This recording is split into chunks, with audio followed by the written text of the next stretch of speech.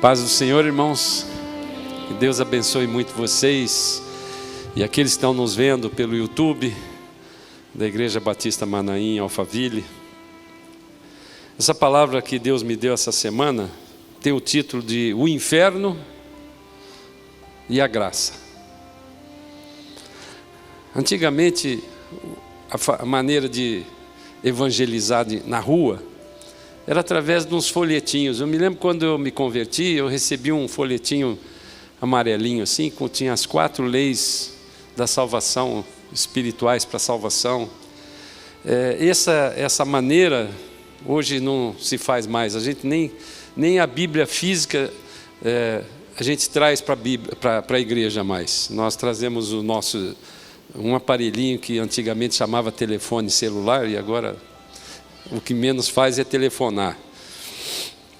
E essa época dos folhetos, uma vez tinha um folheto que foi distribuído há algum tempo e ele tinha um impacto muito grande. Tinha impresso na capa do folheto, era um folheto com 4 folhinhas e ele tinha um título assim: o que você precisa fazer para ir para o inferno? Aparentemente alguém de um marketing fala assim, mas que pergunta mais interessante. Mas aquilo incrivelmente atraía as pessoas para entender o que ele precisava fazer para ir para o inferno.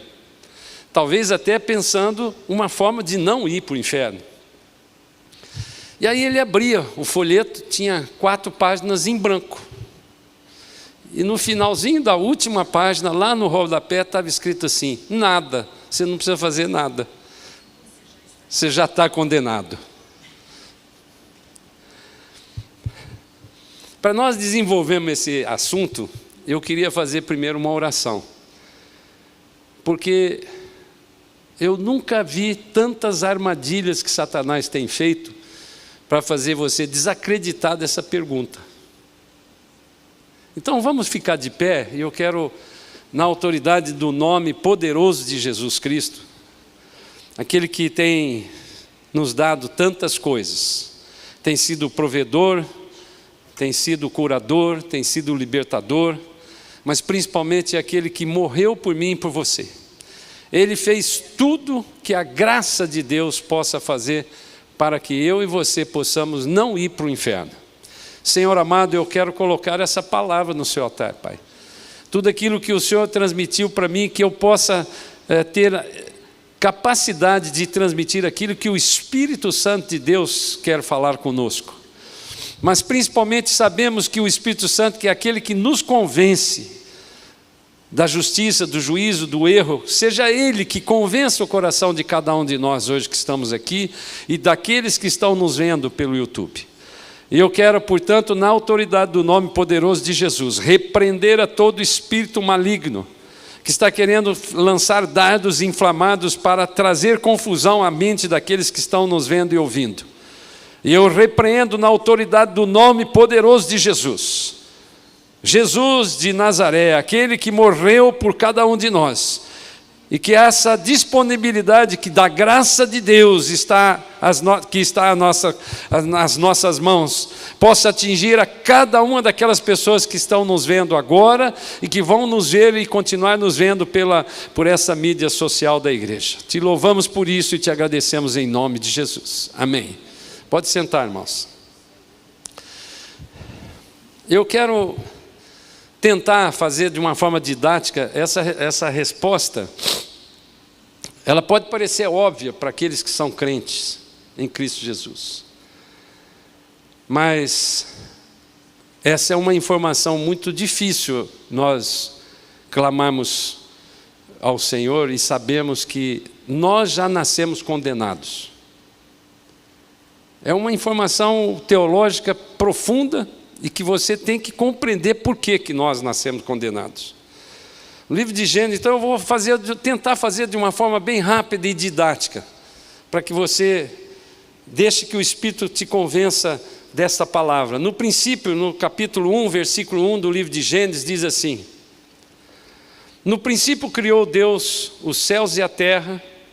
O versículo 2 continua: a terra, porém, estava sem forma e vazia.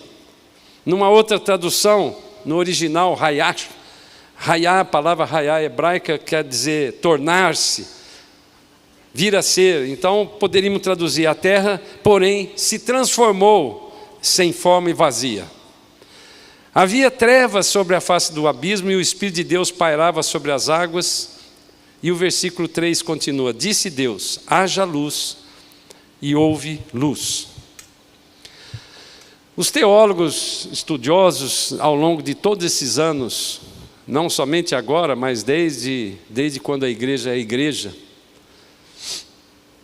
eles mostram que esses 2 primeiros versículos são a história antes da história da vida na terra. Nós não sabemos, no ponto de vista científico, não há condição de você provar que existe Deus. Mas também não há condição de você provar que não existe Deus. A ciência, no ponto de vista da ciência, você não consegue provar que existe Deus. Até hoje a ciência não conseguiu, mas nem também conseguiu provar que não existe Deus. A Bíblia não é um livro histórico, geográfico, político, morfológico, geopolítico. Eles não estão interessados, a palavra de Deus não está interessada em provar para você que Deus existe. Ele estava lá, ponto. Ele estava lá. Se você crê, tudo bem. Se não crê, tudo bem. Esta é a forma que Deus quer que eu e você compreendamos. Esses 2 primeiros versículos, no princípio criou Deus o céu e a terra, é como se fosse assim, Ele criou tudo. Mas houve um problema qualquer neste meio tempo que fez com que Ele fizesse um complemento daquela criação, e nós vamos desenvolver esse raciocínio assim. Então, a Bíblia descreve a história da existência de vida na terra a partir do versículo 3 desse capítulo 1. Antes disso, a terra se tornou sem forma e vazia. Outra coisa que eu quero deixar como princípio, que a palavra de Deus nos mostra, é que o Satanás era um anjo, nós vamos ver isso, que não foi criado originalmente como mal. Mal com U. Estou falando de um adjetivo. Não só mal com L, que é um advérbio, mas o mal com U. Satanás não foi criado com a maldade. Versículo 13 do capítulo 58, capítulo 28 de Ezequiel, tem 2 passagens na Bíblia que dão a entender sobre Satanás. A Bíblia não está muito preocupada em falar de Satanás, mas ele está preocupado em falar do inferno. É importante você saber. Então, no capítulo 28 do livro de Ezequiel, no versículo 13, diz assim, se referindo a Satanás: estavas no Éden, jardim de Deus. Portanto, no jardim do Éden, quando o homem foi criado e Deus colocou o homem no jardim do Éden, tinha lá a presença de Satanás. Estavas no Éden antes, de todas as pedras preciosas que te cobrias. Então, uma vez eu vi uma avaliação teológica dizendo o seguinte, que as pedras preciosas foram criadas antes. Eles estavam todos na superfície da terra, porque elas foram colocadas para que pudesse adornar esse querubim.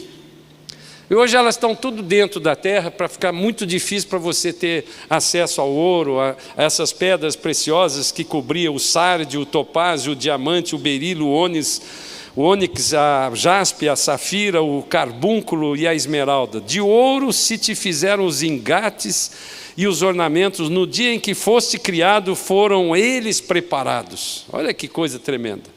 Portanto, Satanás não foi criado como um ser mau, mas foi dado para ele toda a autoridade, tudo aquilo que era bom e bonito foi dado para Satanás. Deus, no versículo 14, diz assim, tu eras o querubim da guarda, ungido, e te estabeleci, permanecias no monte santo de Deus, no brilho das pedras andavas, perfeito eras nos teus caminhos, desde o dia em que fosse criado até que se achou iniquidade em ti. Se você for ler todo esse capítulo, continuar vendo, você vai ver que uma das coisas que o querubim chamado Lúcifer fazia, ele era aquele que tinha o louvor, que louvava, que comandava o louvor. E eu queria aqui na pessoa da Camila, que eu não sei onde é que está aqui, eu queria cumprimentar todos esses músicos maravilhosos, porque não é só a unção, a capacidade, a competência, mas a unção que estava hoje foi tremenda. Metade do culto, ou muito mais da metade do culto, começa com louvor. Eu já experimentei, ao longo desses 20 e poucos anos da nossa igreja, várias situações em que eu achava que a minha palavra não subia daqui, porque tinha louvor ruim. Não tecnicamente, mas tinha pecado no meio disso. Então, Deus tem sido muito bom conosco como igreja, como corpo de Cristo. Estou fazendo esse elogio não para as pessoas, mas para o Senhor, que tem nos usado a eles com o Espírito Santo para levar a cada um de nós a nossa alma e nosso espírito ao Senhor. Então, Satanás, ele tinha, uma das atribuições de Satanás era cuidar do louvor. E o capítulo 14 do livro de Isaías, no versículo 12, que é a segunda passagem que diz isso, diz assim: como caíste do céu, ó estrela da manhã, filho da alva. Essa palavra no original pode ser chamada de Lúcifer, pode ser chamada de Hilel, que significa aquele que brilha, a estrela da manhã, o Lúcifer. Como foste lançado por terra, tu que debilitavas as nações, tu dizias no teu coração: eu subirei ao céu acima das estrelas de Deus, exaltarei o meu trono, e no monte da congregação me assentarei nas extremidades do norte. Subirei acima das mais altas nuvens e serei semelhante ao Altíssimo. Contudo, será precipitado para o reino dos mortos, no mais profundo do abismo. O pecado principal de Satanás foi querer ser igual a Deus.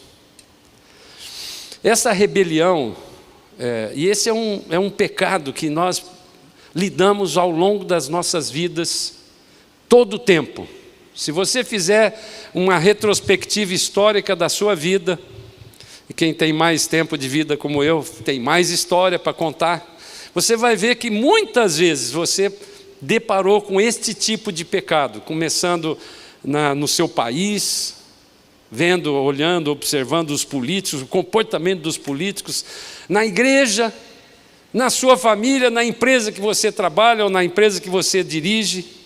A rebelião do anjo querubim Lúcifer fez com que Deus complementasse eu creio assim, que ele complementasse na criação dele um lugar para os seguidores dele, que a Bíblia chama de lago de fogo, de Sheol, quando você fala no hebraico, de Hades, quando você fala no grego, de inferno, quando você fala no latim. A palavra inferno é infernum, que significa profundezas ou mundo inferior. Nós podemos dizer então que a rebelião de Satanás ela ocorreu antes da existência do homem, exatamente por causa desses dois primeiros versículos do capítulo 1 de Gênesis. O versículo 2 o capítulo 2 do versículo 15 de Gênesis diz assim: Tomou, pois, o Senhor Deus ao homem e o colocou no jardim do Éden para o cultivar e o guardar. Essa é a passagem que mais me chama a atenção. Por guardar do quê, né? Se não existisse Satanás, não precisava guardar o jardim do Éden, porque a Bíblia diz lá no livro de Ezequiel, capítulo 28, que ele estava no jardim do Éden. Então, Deus colocou o homem lá e falou assim: guarda esse lugar que agora você que tem domínio sobre ele. Percebe que no momento que o homem pecou, ele transferiu o domínio do jardim do Éden, daquele lugar, e transferiu para Satanás. Por outro lado, na descrição da criação dos animais e do homem que nós vemos, se você for ler os 3 primeiros capítulos, os 2 primeiros capítulos que fala da criação, no versículo 24 do capítulo 1 do livro de Gênesis diz assim: diz também Deus: produz a terra seres viventes conforme a sua espécie, animais domésticos, répteis, animais selváticos, segundo a sua espécie. Ele repete isso. E no versículo 2, no versículo 7 do capítulo 2 do mesmo livro de Gênesis, ele, quando fala do homem, então formou o Senhor Deus ao homem do pó da terra e lhe soprou nas narinas o fôlego de vida, e o homem passou a ser alma vivente. Sabe, essa palavra que nós estamos falando aqui hoje, e aqueles que ainda não fizeram inscrição nas células, faço isso, a hora que você sair, tem lá um QR Code, você faz a inscrição, ou baixa o app da igreja, e você pode fazer inscrição em células que o pastor Getúlio, que é o coordenador, e a sua equipe vão distribuir você para várias células. Nós temos células presenciais na igreja, temos células presenciais nas casas, com todo o cuidado do distanciamento social. Temos células só com Zoom e temos células híbridas que você pode participar presencialmente e tem ainda uma transmissão de Zoom. Portanto, você não tem nenhuma desculpa para você não estudar a palavra. E nós temos tomado cuidado de transmitir as passagens bíblicas que nós temos pregado no domingo para os líderes da célula, para que eles venham a desenvolver com vocês as perguntas e o raciocínio daquilo que nós estamos pregando aqui agora.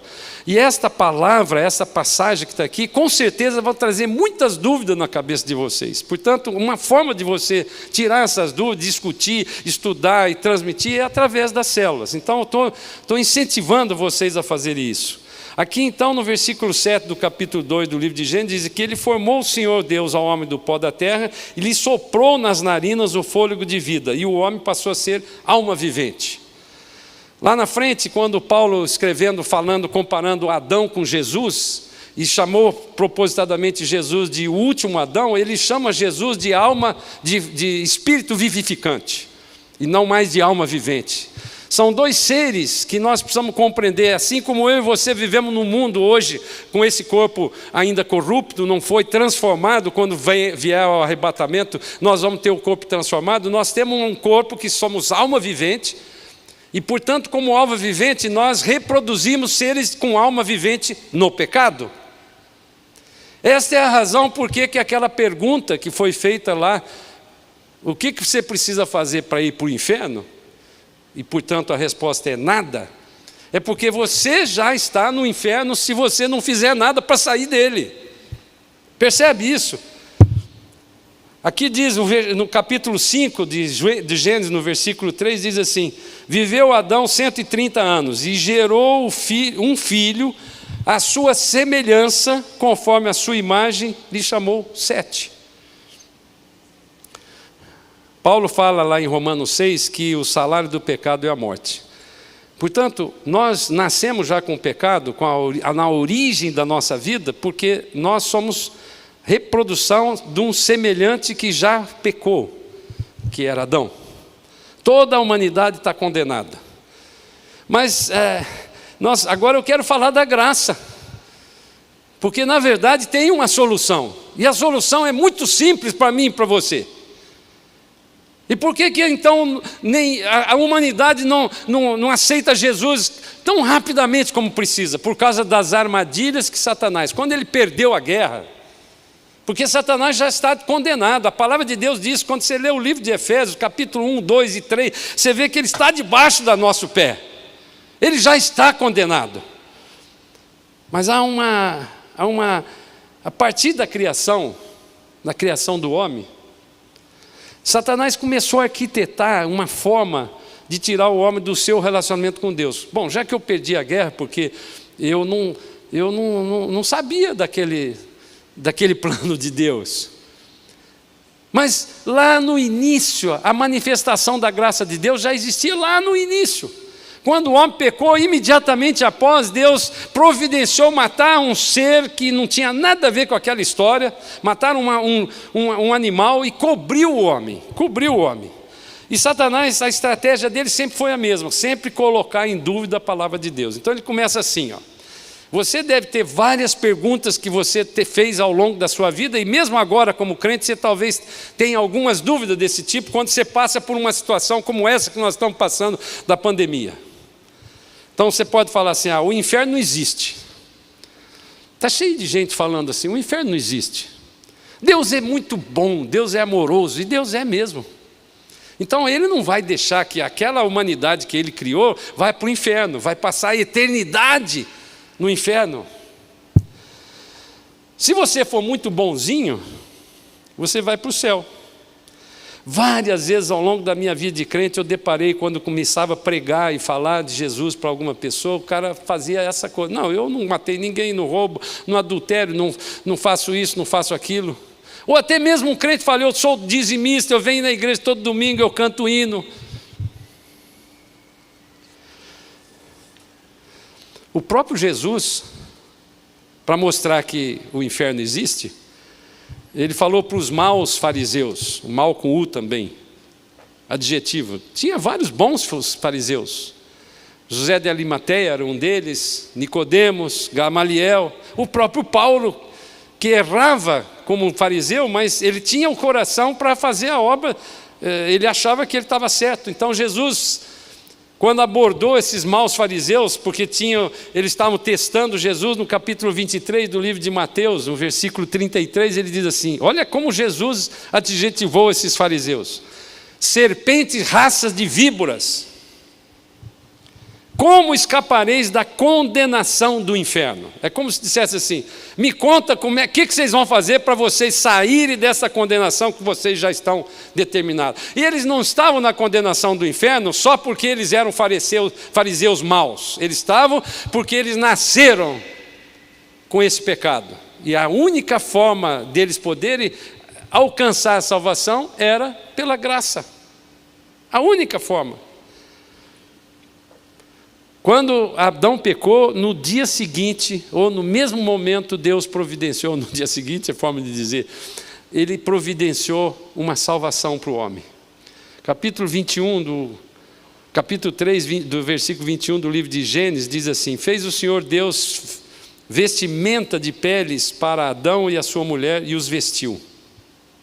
Aqui foi a segunda manifestação da graça de Deus. Eu creio que a primeira manifestação da graça de Deus no início, ou pelo menos no início da descrição, era quando ele, todo dia, ele procurava Adão. Adão, onde é que você está? Quero conversar, estou com saudade de você.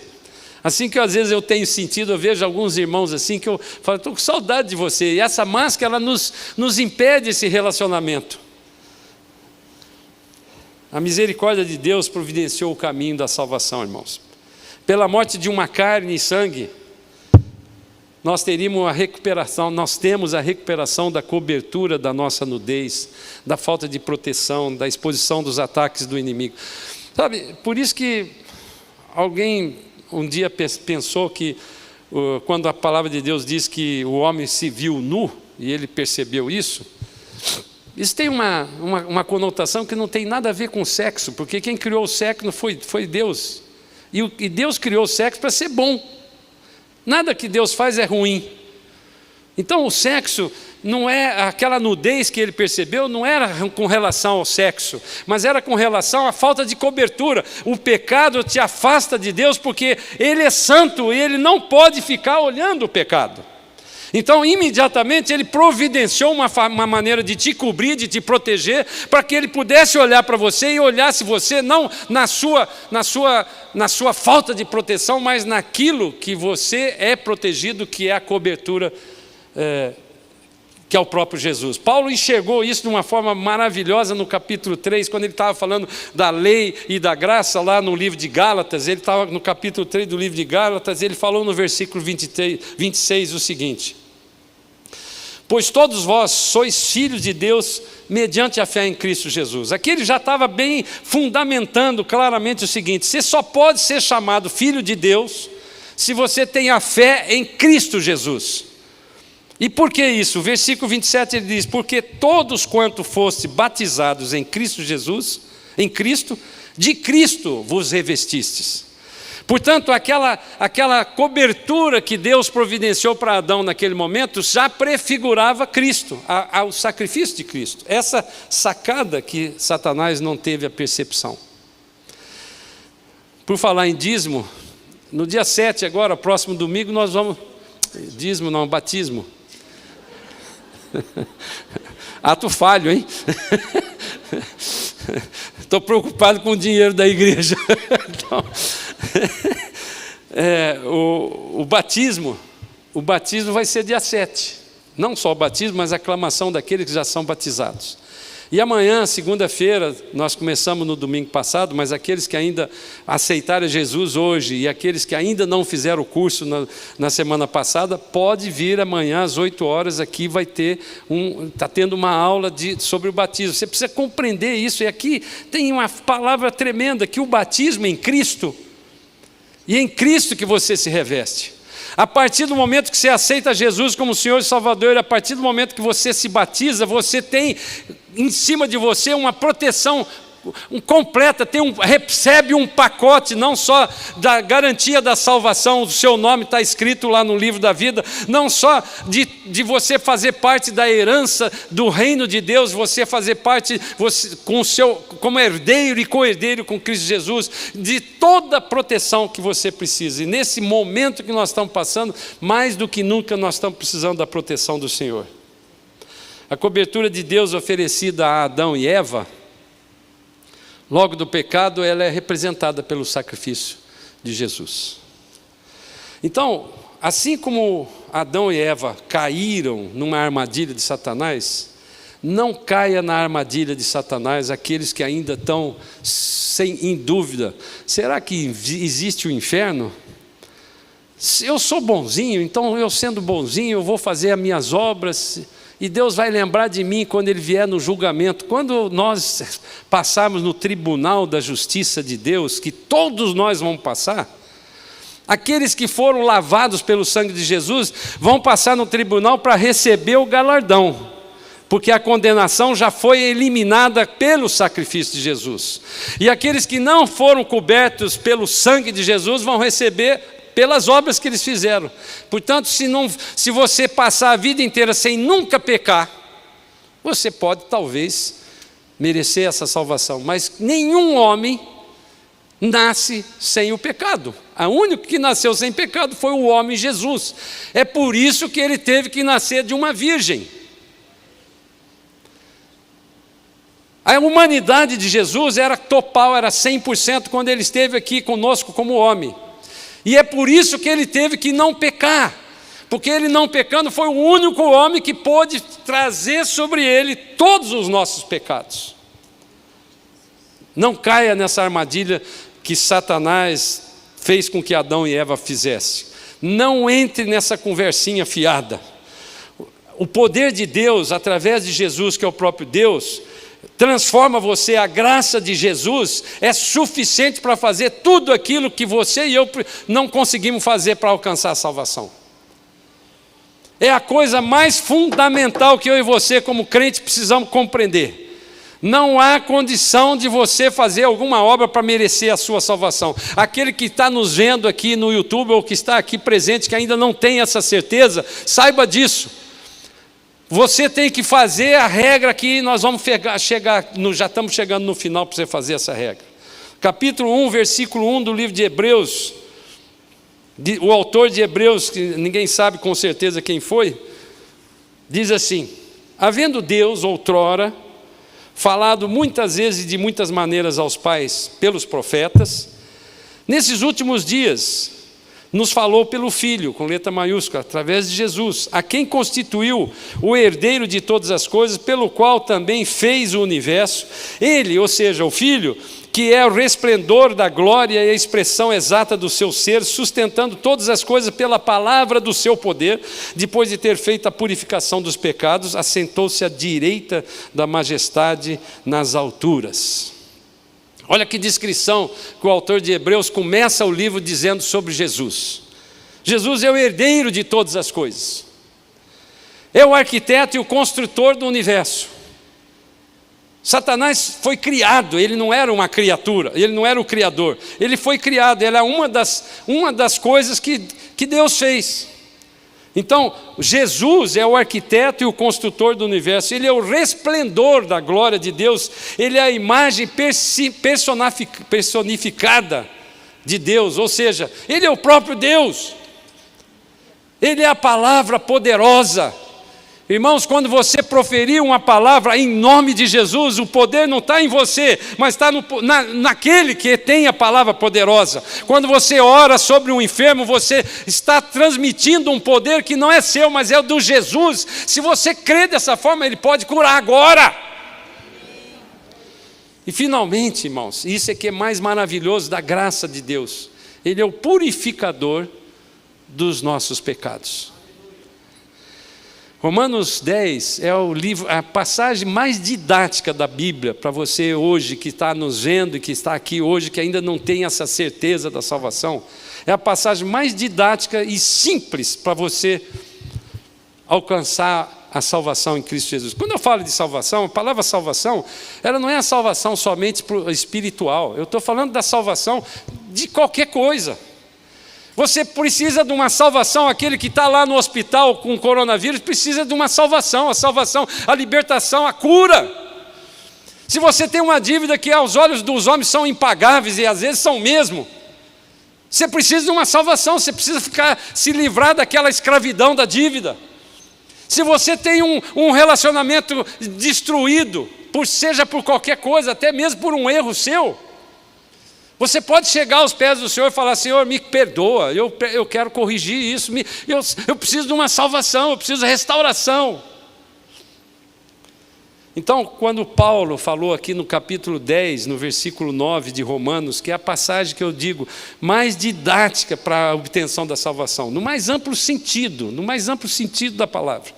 Não somente essa salvação que você já está condenado pelo inferno, para ir para o inferno. Então ele diz assim: se com a tua boca, presta atenção nessa palavra, irmãos. Eu quero ser o mais didático possível, porque o Espírito Santo de Deus me convenceu a primeira vez que eu fiz isso. E Ele com certeza já convenceu você também.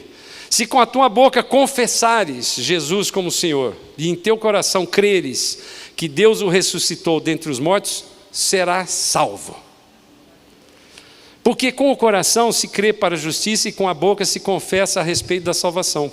Porquanto a Escritura diz: todo aquele que nele crê não será confundido. São duas coisas que ele fala aqui para você fazer. Primeira, confessar Jesus como Senhor. Sabe, eu tenho ouvido ao longo desses 40 anos que eu sou crente: se você fizer um sinal para o Senhor, eu aceito a Jesus como Senhor e Salvador. Sem nenhum entusiasmo, né? Paulo vai falar aqui na frente que você tem sempre um Senhor na sua vida. Não tem um jeito de você ser independente. Ou você está servindo a diabo, mesmo que você não saiba, ou você está servindo ao Senhor. Então, a primeira coisa é você confessar que Jesus é o seu Senhor. A partir desse momento que você falou com a sua boca, e a sua palavra tem poder: Senhor, o Senhor vai ser o meu Senhor. Eu estou renunciando à senhorio de Satanás. A segunda coisa, você tem que crer que Deus o ressuscitou dentre os mortos. Porque quando Ele ressuscitou dentre os mortos, o que aconteceu com Jesus? Ele venceu a morte. E se o salário do pecado é a morte, ela foi vencida por Ele. Então você não morre mais eternamente. Você percebe isso, irmãos? E ele, para não deixar dúvida, ele explica um pouquinho lá na frente e diz que a justiça de Deus é disponibilizada por causa da sua fé.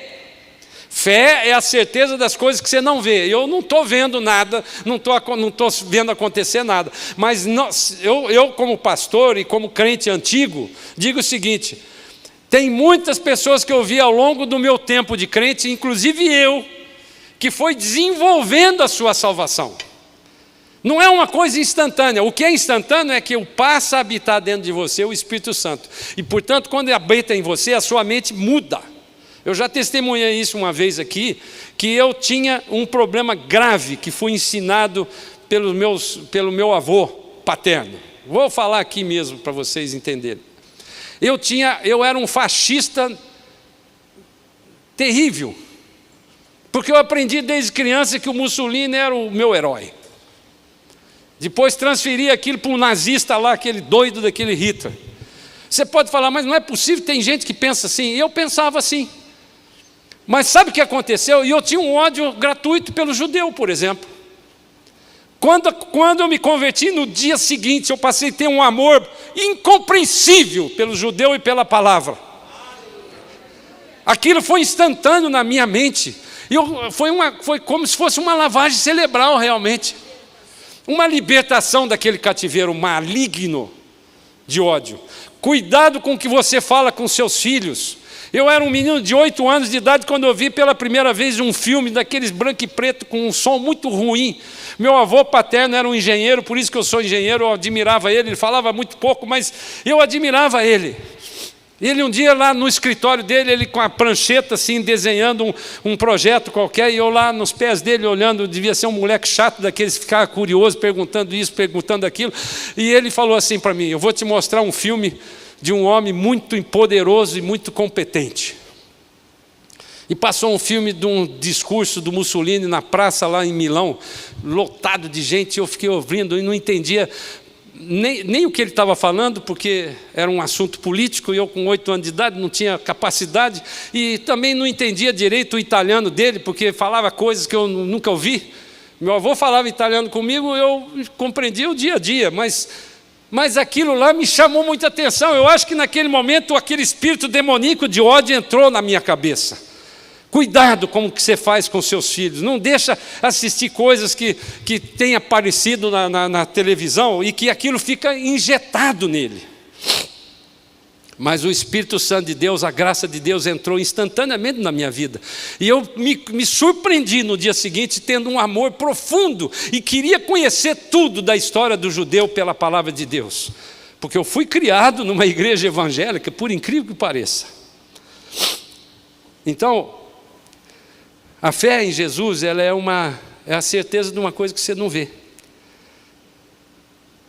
Então Jesus foi qualificado como homem para salvar você. Hebreus 11:6 diz assim: de fato, sem fé é impossível agradar a Deus, porquanto é necessário que aquele que se aproxima de Deus creia que Ele existe e que se torna galardoador do que os buscam. Galardoador do que o buscam. Então essa armadilha que Satanás fala para um homem intelectual, um cientista: vamos provar a existência de Deus, quando eu tiver prova eu vou aceitar esse Jesus. É uma armadilha. O inferno não existe, Deus não existe.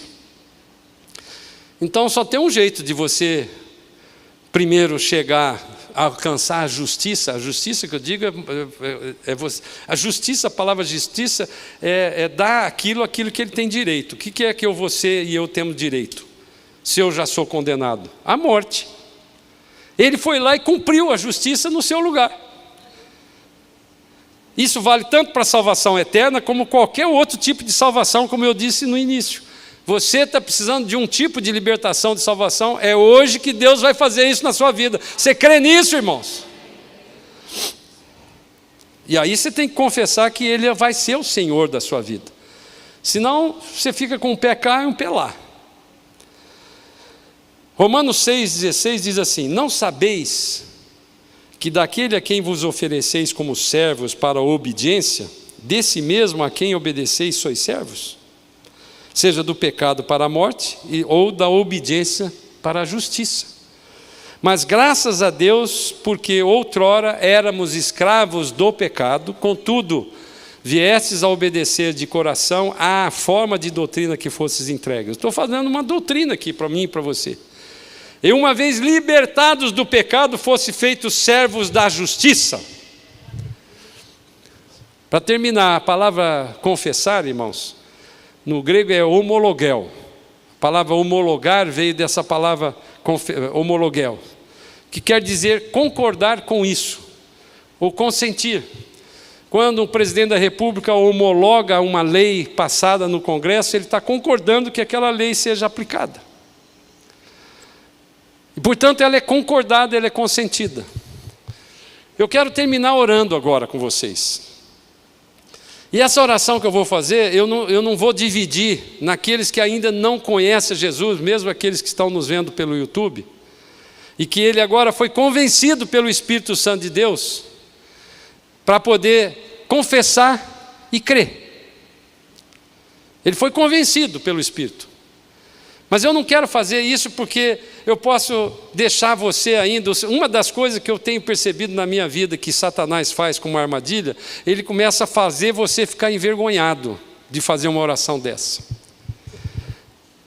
Eu estou aqui na igreja há 5 anos. Eu até participo de uma célula. Eu vou no ensino bíblico nas 5 salas, uma das 5 salas que tem no ensino Manaim toda segunda-feira. Eu não falo palavrão, eu me comporto como um crente. Eu não vou perguntar então para esse tipo de gente que não vai levantar a mão porque fica envergonhado. Satanás trabalha desse jeito. Mas eu vou perguntar também para aqueles que precisam de um tipo de salvação, seja qual for. Ou você está enfermo, ou você tem alguém na sua família que está enfermo, ou tem um irmão como a Erondina que está enferma, tem um irmão como aquele menino Davi está enfermo, tem outros que você conheça que são da igreja ou da sua família que estão enfermos, que precisam de uma salvação, de uma cura. Ou aqueles que precisam de pagar uma dívida, ou aqueles que precisam de um emprego, enfim, nós precisamos de salvação, irmãos. Nunca houve tanta necessidade de salvação como existe. E o que Deus está falando para mim e para você é que a graça dele venceu o inferno. A graça, ele está comunicando para mim e para você que a graça de Jesus, a misericórdia, o amor dele é tão profundo. Cadê o Moisés aqui? Por favor, Moisés. A graça de Deus se manifestou em Jesus Cristo. E eu quero orar com você. Aqueles que precisarem de uma salvação, seja ela qual for, irmãos. Levante do seu lugar. E eu vou orar com você, para que Deus... Sabe, o culto desta manhã, Deus me prometeu que ia ter muita salvação. Salvação no aspecto de libertação mesmo. Se você está debaixo de algum tipo de escravidão, seja ela qual for. A escravidão do pecado é uma escravidão. A escravidão da doença que não é de Deus. A única coisa que Satanás pode fazer para você é colocar uma doença em você. Mas se não chegou a sua hora, quem tem a chave da morte e do inferno é Jesus. Ele não vai poder te levar, porque Jesus vai te libertar hoje. Então, se alguém que tem algum tipo de enfermidade, pode ficar de pé também. Ou alguém que você conheça, que você vai interceder por ele. Se tem alguém aqui que está faltando algum tipo de dinheiro para poder pagar, ou que está faltando alguma... Você está sendo humilhado porque você está desempregado, ou porque você já está sendo liberado, mandado embora da sua empresa, porque ela, em função dessa pandemia, está fechando as portas. Deus está falando para mim e para você que Ele vai abrir outras portas. É exatamente nesse momento da pandemia que Ele se manifesta com o seu poder. E eu gosto de dizer isso e vou repetir, assim como aconteceu com o povo que saiu do Egito. No meio daquelas pragas, as pessoas, os egípcios, aqueles que estavam à volta, eles começaram a ver que havia uma diferença entre o povo de Deus e aqueles que não eram de Deus. Então eu quero, quando eu estiver orando, eu quero que você ore também na sua presença. E se a sua oração for para dizer: Senhor, eu creio, eu quero confessar com a minha boca. É importante que você que é crente, que nunca confessou, irmãos. A palavra confessar é homologar, é você dizer claramente na região celestial para os principados e potestades. Eles vão compreender que você, quando confessa com a sua boca, você está consentindo, você está admitindo aquilo. Então, se você mesmo crente antigo nunca falou, não lembra de ter falado, repita hoje, faça uma renovação da sua salvação com Cristo Jesus, para você passar a eternidade lá com o Senhor. Se você nunca confessou e nunca aceitou Jesus como Senhor, esta é a oportunidade para você fazer hoje, e no próximo domingo já vem aqui para ser batizado.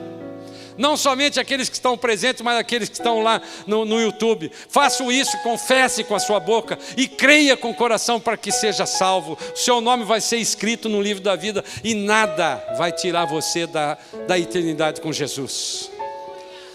Se você está precisando de mais alguma coisa que eu não mencionei aqui, ore para o Senhor. E quando eu estiver orando, acompanhe essa oração comigo. Senhor amado, estou colocando a minha vida em primeiro lugar, e a vida de cada uma dessas pessoas, dessa plateia tão grande que está aqui conosco hoje, e a vida daqueles que estão nos vendo agora, visualizando agora pelo YouTube, e daqueles que vão nos ver ainda através dessa gravação que nós estamos fazendo aqui, dessa pregação, que quando eles ligarem esta passagem, quando eles ligarem essa pregação, eles vão declarar com a sua boca, e vão crer com o coração, e vão clamar para que Deus venha trazer essa libertação, seja ela em qualquer área, não somente na área de espiritual, de salvação eterna com o Senhor, mas qualquer outra área que nós precisamos, Senhor.